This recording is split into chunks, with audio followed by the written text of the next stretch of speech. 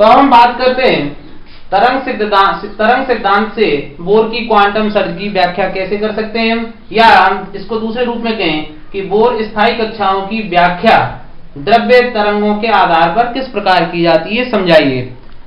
हम जानते हैं बोर की क्वांटम शर्त की द्वितीय परिकल्पना अनुसार, जो बोर सिद्धांत था उसकी द्वितीय परिकल्पना अनुसार हम जानते हैं कि इलेक्ट्रॉन केवल उन्हीं कक्षाओं में चक्कर लगाते हैं जिनका कोणीय संवेग h/2π का पूर्ण गुणज होता है। अर्थात बोर की जो द्वितीय परिकल्पना है उसके अनुसार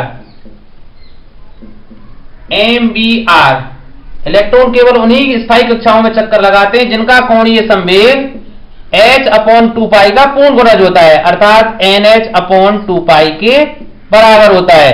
समीकरण 1, यहां m इलेक्ट्रॉन का द्रव्यमान है, v इलेक्ट्रॉन का वेग, r इलेक्ट्रॉन के कक्ष की त्रिज्या है, h प्लांक कांस्टेंट है, n क्वांटम संख्या या कक्ष संख्या है।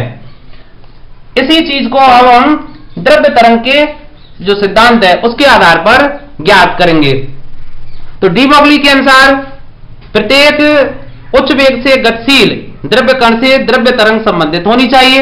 अब चूंकि इलेक्ट्रॉन लगभग 1000 किलोमीटर प्रति सेकंड के वेग से नाभिक के चारों ओर विभिन्न कक्षाओं में चक्कर लगाता है, तो उससे द्रव्य तरंग संबंधित होनी चाहिए।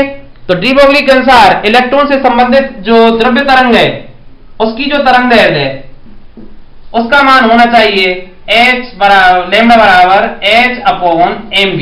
यहां mv इलेक्ट्रॉन का संवेग है।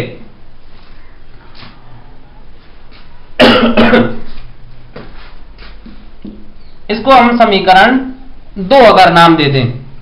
हम जानते हैं बोर की शर्त के अनुसार हम जानते हैं कि इलेक्ट्रॉन जब किसी एक स्थायी कक्षा में चक्कर लगाता है तो ना तो वह ऊर्जा का उत्सर्जन करता है और ना ऊर्जा का अवशोषण करता है। अर्थात इलेक्ट्रॉन जब किसी स्थायी कक्षा में परिभ्रमण करता है तो वह ऊर्जा विकिरित नहीं करता है, और यह तभी संभव है जब किसी कक्ष में परिभ्रमण करते हुए इलेक्ट्रॉन से संबंधित जो द्रव्य तरंग है वो कक्ष के साथ अप्रगामी तरंग का निर्माण करे, क्योंकि अप्रगामी तरंगों में ऊर्जा का नाश नहीं होता है।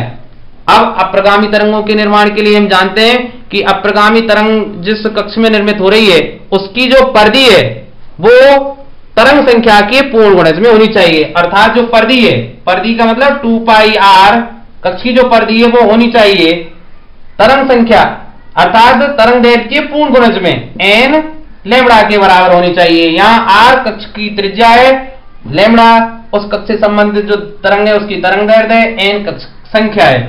समीकरण 3, अगर समीकरण 2 से लैम्डा का मान समीकरण 3 में रख दिया जाए तो 2πr बराबर होगा n, लैम्डा का मान समीकरण 2 से रख दें h/mv, और अगर इसी को हम mbr या mbr बराबर क्या हो जाएगा nh/2π। यही क्या है बोर की जो द्वितीय परिकल्पना की शर्त है, जो उसने बताया था कि इलेक्ट्रॉन केवल उन्हीं कक्षाओं में चक्कर लगाता है जिनका कोणीय संवेग h/2π का पूर्ण गुणज होता है।